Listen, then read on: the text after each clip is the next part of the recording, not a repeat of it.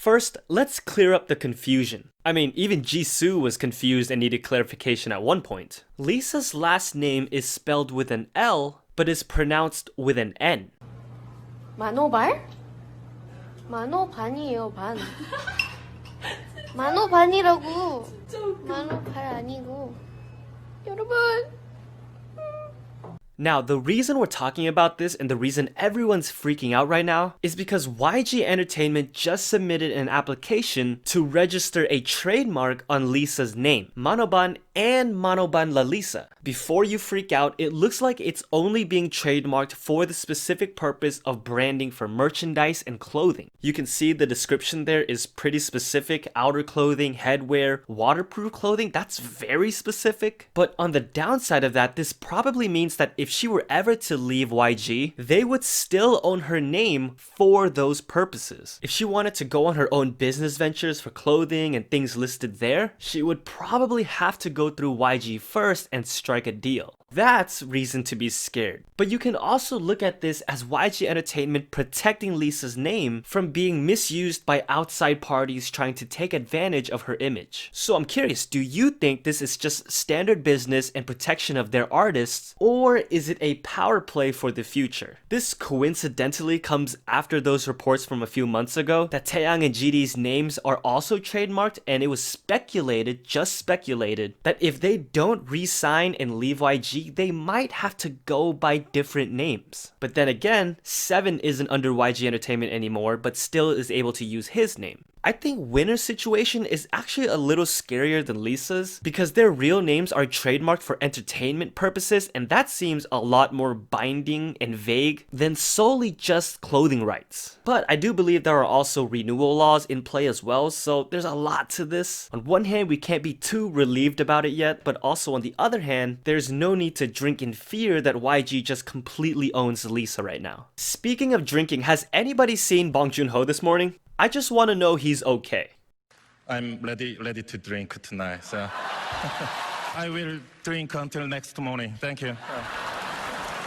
Amazing night at the Oscars yesterday, especially for Bong Joon-ho. Everyone involved with Parasite, all of Korea is celebrating pretty much. Well deserved as an artist, but also as a human being. Just like whenever BTS gets that Grammy, it will be well deserved as artists, but also as human beings. Look no further than Jimin donating 1,200 desks and chairs to Busan High School and had them secretly moved and changed out during their winter break when nobody was there, so they would come back to school with a huge surprise. How awesome is that? And how awesome are you guys leaving so many questions in the comments? Keep doing it because I'm checking the comments for questions on every video. Let's get to some. Sana Baby asks, do you think ATEEZ will be the next generation's boy group? I'll tell you this, for a group that's barely 1 year in and not from the big 3 or 4 companies, they have such a strong fan base already. They just held their first concert in Korea and are already embarking on a world tour, so we'll have to see how that goes. But I think the trajectory they're going on is scary good. I really like their last comeback with Answer. It might be my favorite one. And you know what? I also put this question in the poll. And yes, last time I forgot to do it. There was no poll to click on, but I promise I did it this time. My mistake. Sorry. No, sorry. I'm sorry. Please, sorry. Please. Tuana on Twitter, by the way, follow me at Kpop Junkee, asks, did you ever go to a K-pop concert? If so, which one? Yes, I've been to a few. I have some cool stories from each one if you guys want to hear about that. I recently went to see ITZY, which was amazing. It was billed as more of a showcase, so they played games and interacted with the crowd a lot on top of performances. We also got to do a fan sign kind of thing. I got to meet them up close, so tell me in the comments if you want like a brief personal impression of each ITZY member. I miss them so much already. And yes, I am going to see BTS as well. Gail Ray asks, will Choi Ye-na really be in Everglow, and if so, will she battle in popularity with Mia, or is Everglow already bigger than her? So this question stems from the conversation we had in the last video. A lot of people in the comments were saying that Mia gets a lot of lines because those lines will be split with Ye-na when she comes back from IZ*ONE, and they would be the faces of Everglow. That's a very interesting conspiracy. I think the members of Everglow have actually answered this question before, but but they basically said they don't know and it's not up to them. Personally, it's hard to believe they're not going to capitalize on her exposure. It's the reason companies put their trainees on a show like that. Now, that being said, I could see it not happening if Everglow just blows up huge. I mean huge. If they suddenly undoubtedly became the nation's girl group and their company just doesn't want to mess with that lineup anymore. In that case, I don't know, do you think they would add one more to that lineup?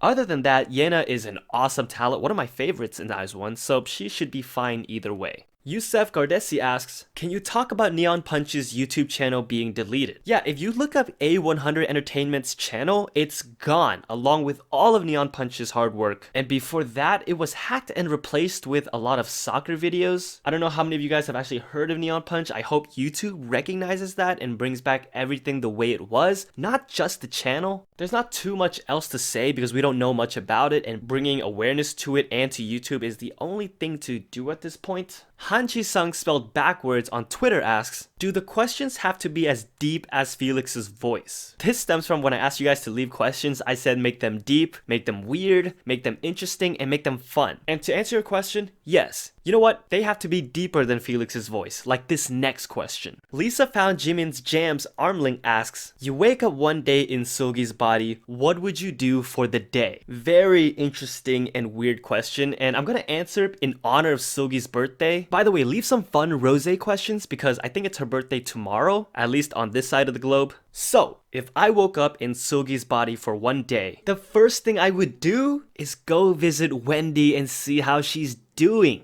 I would ask so many questions and like hug her just forever. After seeing Wendy and crying for hours, I would then go to our stylist, ours, because I'm Seulgi, remember? And I would ask for the next comeback if I could wear the red pants again. Then I would go to the studio and hope that Seulgi's vocal muscle memories are still intact and cover every song I've ever wanted to hear Seulgi sing and then send them to myself. Then I would call my friend Twice's Jungyeon and ask her what's up with her and Jimin. Finally, for the rest of the day, I would hang out with the other Red Velvet members and probably everyone at SM, because when are you ever gonna get a chance to do that again? Hopefully, if I have to, I can still dance and move as powerfully and gracefully as Seulgi so no one notices something weird. But then again, they probably won't notice that anything is off. Anyways, happiest of birthdays to Seulgi, and let's hope she doesn't have too much fun tonight. You know what I mean? I'm ready to drink tonight, so I will drink until next morning. Thank you.